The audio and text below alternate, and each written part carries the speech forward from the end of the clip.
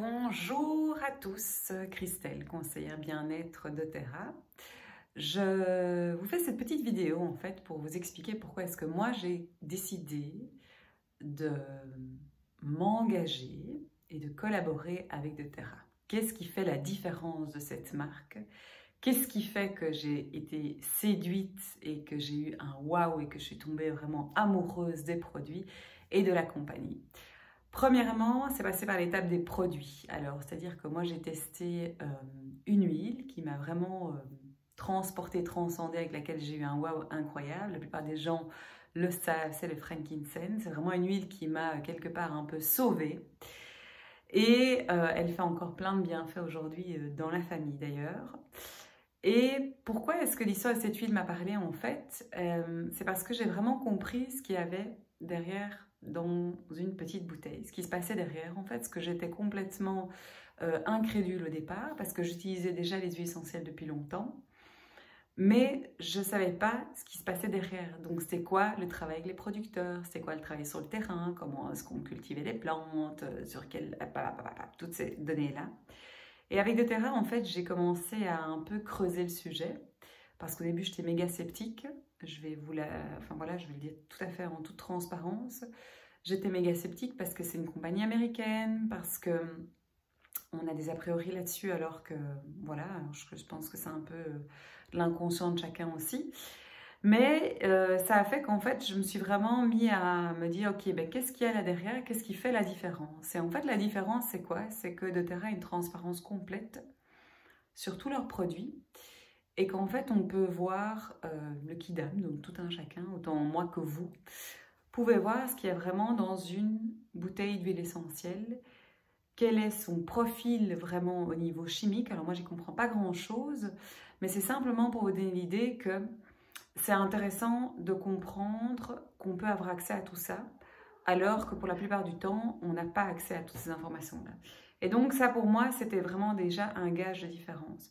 Puis, au fur et à mesure où je me suis intéressée au sujet, je me suis rendu compte qu'en fait, chez eux, il y a toute une partie des tests qui étaient faits en interne et dont des tests que j'avais jamais entendu parler, mais qui sont des tests hyper poussés quand j'ai commencé à rentrer dedans et un peu comprendre. Et il y a toute une partie sur la phase finale qui est faite par une compagnie externe qui n'a rien à voir avec doTERRA, qui est l'APRC d'ailleurs. Et c'est une compagnie qui va vraiment en fait délivrer les certificats, mais donc qui va certifier que l'huile que j'ai en main là, elle est bien 100% pure, qu'il n'y a absolument aucun additif dedans, il n'y a pas de traces de métaux lourds, il n'y a pas de traces de quoi que ce soit qui pourrait être des produits synthétiques ou autres. Ça fait la grosse différence parce que quand on comprend le potentiel et la force, la puissance et l'efficacité des huiles essentielles, eh bien on se rend compte qu'en fait, on n'a pas envie d'avoir des sales produits en plus, alors qu'en fait, on fait toutes ces démarches aussi pour prendre soin de soi naturellement. Donc moi, ça c'était la première chose, c'était capital, c'est d'avoir vraiment cet accès en toute transparence à la qualité. C'est la compagnie qu'elle a pu tester au monde et ils ont, quand on commence à rentrer dans le sujet, je ne vais pas déblatérer pendant 3 heures aujourd'hui, mais on a vraiment un accès à tous les tests qui sont assez incroyables pour voir vraiment tout ce qu'ils font au niveau des huiles essentielles. Bon, parce que c'est vrai qu'on sait que malheureusement, sur le marché des huiles essentielles, il y a beaucoup d'adultération. Ça, c'était la première chose, parce que la qualité, c'est d'office, je suis rentrée par le produit, j'ai découvert, et ça vraiment, c'est ça qui m'a un peu transportée. Et puis, derrière, il y a l'engagement au niveau humain et au niveau des producteurs, des agriculteurs, de ceux qui récoltent, de ceux qui sèment et qui travaillent vraiment sur le terrain. Il faut savoir qu'il y a plus de la moitié des huiles essentielles qui sont sourcées dans des pays en voie de développement et que moi j'ai besoin en fait de m'engager avec quelque chose, c'est tout à fait personnel, mais avec quelque chose qui fait sens et pour lequel je sais qu'il y a un respect éthique derrière. Et s'il y a bien un mot qui est super important, c'est que leur éthique, elle est hyper primordiale, c'est une de leurs valeurs importantes au niveau de leur développement. Ils passent en direct avec les producteurs, ils ne passent pas par des intermédiaires. Les intermédiaires souvent peuvent avoir une interaction, en tout cas sur l'huile essentielle, sans que même certaines compagnies soient au courant. Et ça, pour moi, ça fait toute la différence aussi parce qu'ils sont en mesure de pouvoir payer les personnes de manière tout à fait correcte, que ce soit des gens qui soient payés aussi directement à leur récolte et pas 3 mois après, une fois que les huiles sont vendues, etc. etc. Et qu'il y a vraiment ce soutien sur place au niveau des agriculteurs et des différentes personnes qui travaillent sur le terrain. Donc dans le sens, c'est des gens qui vont pouvoir avoir accès à des microcrédits qu'ils n'ont jamais eu auparavant. Ils vont pouvoir avoir aussi accès au développement de certaines techniques spécifiques ou de certaines machines que doTERRA va pouvoir financer pour faire en sorte qu'ils développent les choses. Ils travaillent beaucoup en collaboratif, ce qui fait que chaque personne a le potentiel de pouvoir aussi travailler à valeur égale qu'une autre personne. Et puis il n'y a pas de discrimination, il n'y a pas de harcèlement comme souvent ça se passe malheureusement dans certains pays.